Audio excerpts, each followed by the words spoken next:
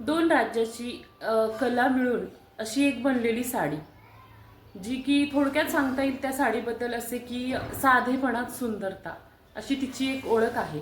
आणि आपल्या महाराष्ट्रीयन संस्कृतीचा ही एक साडी महत्त्वाचा भाग असे मानले जाते. ती लग्न समारंभासाठी महाराष्ट्रामध्ये मोठ्या प्रमाणात ही साडी वापरली जाते.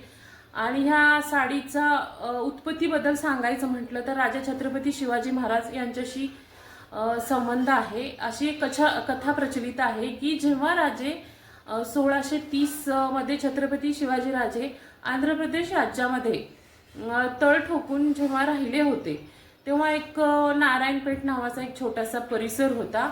आणि जेव्हा राजे तिथून तो परिसर म्हणजे सोडून येत होते, तेव्हा आपल्या साम्राज्यातील काही विणकर तेथे राहिले आणि त्यांनी ह्या साड्या विणायला सुरुवात केली.